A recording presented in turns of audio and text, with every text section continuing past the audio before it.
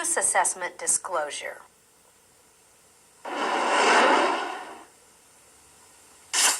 Currently on purchase, property taxes are limited by Proposition 13 to a maximum of 1% of the assessed value of the property.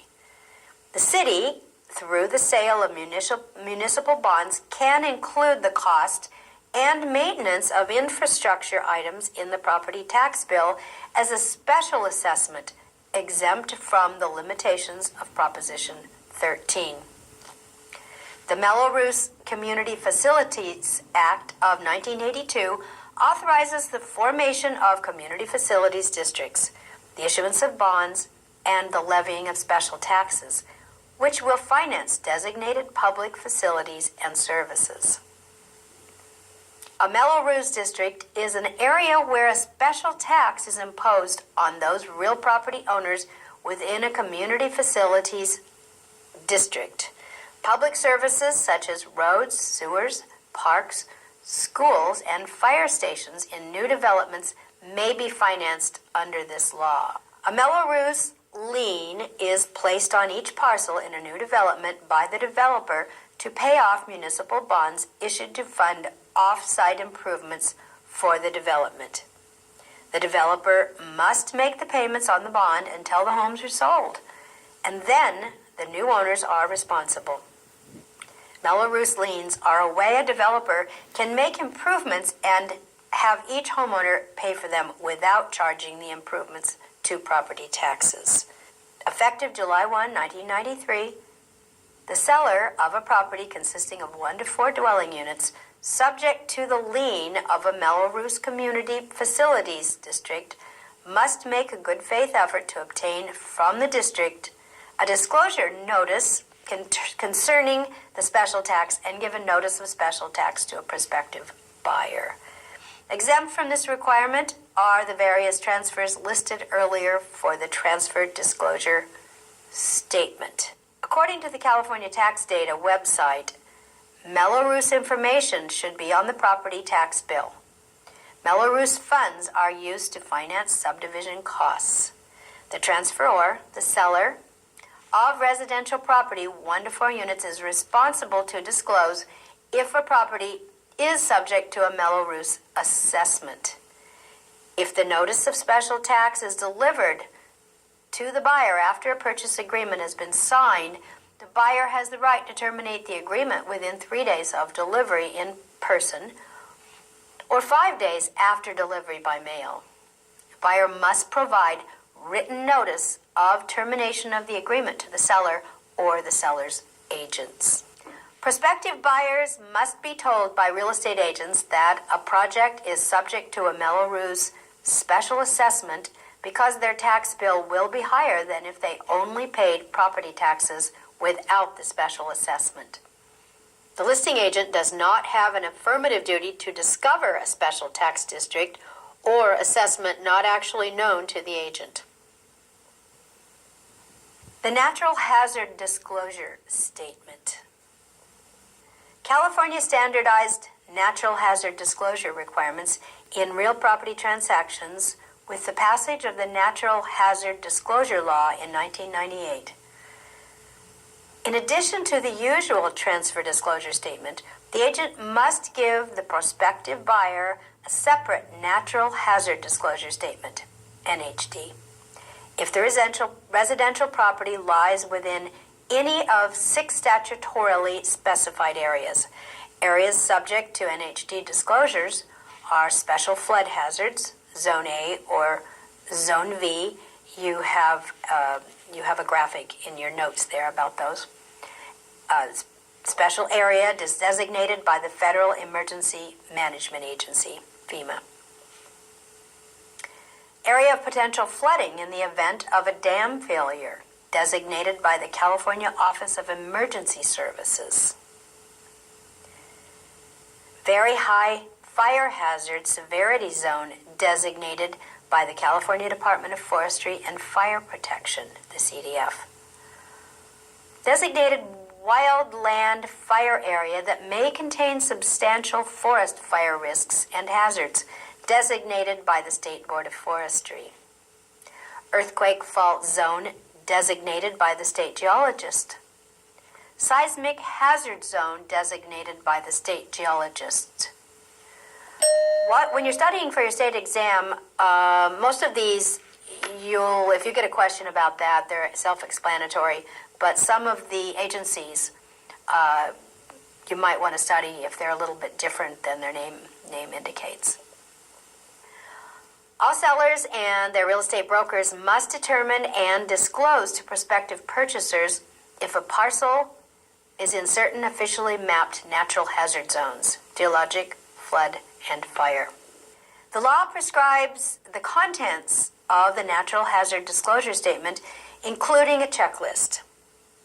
The statement warns prospective buyers. These hazards may limit your ability to develop the real property, to obtain insurance, or to receive assistance after a disaster. It also advises buyers and sellers that they may wish to obtain professional advice regarding those hazards. The disclosure must be made as soon as practicable before the transfer of title, unless the purchase contract provides for an earlier deadline. It is in the seller's and listing agent's best interest to disclose early because the buyer can annul the purchase contract during a certain period after getting the information. The rescission period is 3 days if the disclosures are hand-delivered or 5 days if the disclosures are mailed. Hope you're noticing pretty much we have the 3 days and the 5 days in all of these disclosures. So just kind of tuck that away. If the NHD report is prepared by a third-party expert on behalf of a seller or real estate agent, additional disclosures regarding airport in vicinity, farm and ranch proximity, and notice of mining operations must be included in the report. Areas subject to NHD disclosures: special flood hazard area, any type zone A or V. Flood hazard boundary maps identify the general flood hazards within a community. They're also used in floodplain management and for flood insurance purposes. These maps, developed by the Federal Emergency Management Agency, FEMA, in conjunction with communities participating in the National Flood Insurance Program, show areas within a 100-year flood boundary, termed special flood zone areas. Also identified are areas between 100 and 500-year levels, termed areas of moderate flood hazards, and the remaining areas above the 500-year level, termed areas of minimal risk. A seller of property located in a special flood hazard area, or the seller's agent and or any agent cooperating in the deal, must disclose to the buyer that federal law requires flood insurance as a condition of obtaining financing on most structures located in a special flood hazard area. That would definitely affect a buyer's ability to purchase if they're, once they got their loan and the other charges, if they didn't know about this requirement to buy insurance, that could cause them to not go through with the sale. Since the cost and extent of flood insurance coverage may vary, the buyer should contact an insurance carrier or the intended lender for additional information.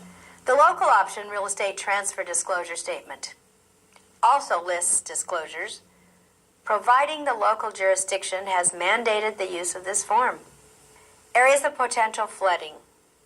Designated on an inundation map are areas that may flood as the result of a dam failure.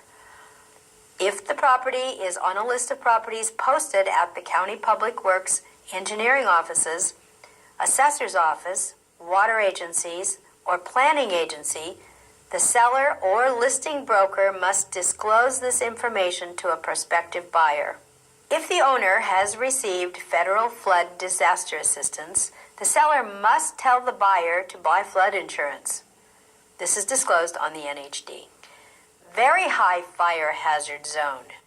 The seller must disclose if the property is in this zone. Properties in this zone are subject to property maintenance requirements, such as clearing brush and maintaining fire breaks. For example, I live in Southern California. If you recall, several years back, we had a huge fire in Laguna Beach.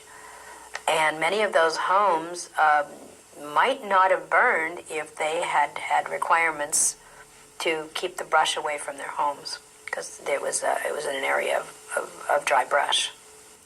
Generally, CDF requires a 30-foot clearance area around dwellings per the Public Resources Code. This disclosure is made on the NHD. State Fire Responsibility Area. The Department of Forestry and Fire Protection has produced maps identifying rural lands classified as state responsibility areas. In such an area, the state, as opposed to a local or federal agency, has the primary financial responsibility for the prevention and extinguishing of fires. Maps of state responsibility areas and any changes, including new maps produced every 5 years, are to be provided to planning agencies in the affected counties.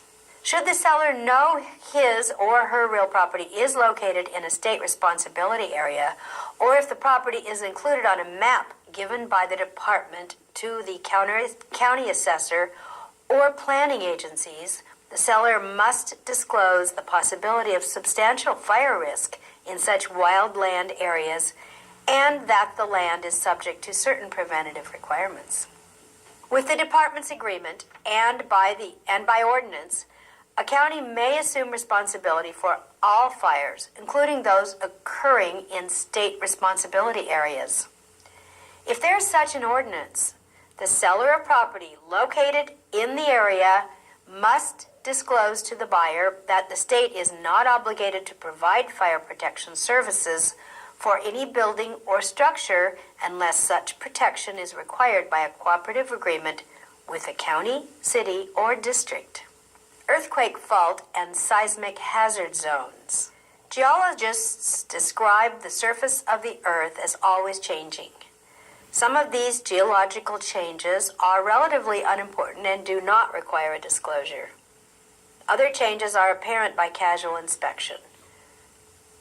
In other words, they are of a nature that a potential buyer should be able to judge the impact of the existing geological condition on the intended property's use. Prompted by damaging earthquakes in northern and southern California, the state legislature passed 2 laws to protect public safety from the effects of surface fault rupture and seismic hazards caused by earthquakes. The Alquist-Priolo Earthquake Fault Zoning Act of 1972 and the Seismic Hazards Mapping Act of 1990. The Alquist-Priolo Earthquake Fault Zoning Act prevents the construction of buildings for human occupancy on the surface trace of active faults. This act addresses only the potential hazard of surface fault rupture and is not directed toward other hazards associated with earthquakes. On the other hand, the Seismic Hazards Mapping Act addresses non-surface fault rupture earthquake hazards, including liquefaction, lateral spreading, and seismically induced landslides. These laws require the state geologist to delineate various earthquake fault zones and seismic hazard zones. An earthquake fault zone is an area delineated by state officials to have an active fault within it and have the potential for surface rupture. Seismic hazard zones are regulatory zones that have a potential for liquefaction or earthquake-induced landslides that may affect the property. These potential hazards must be disclosed upon sale of the property and must be evaluated prior to obtaining a building or grading permit. The state geologist prepares and issues appropriate maps that are distributed to all affected cities, counties, and state agencies for their use in planning decisions. Examples would be the 7.3 Landers earthquake, 1992,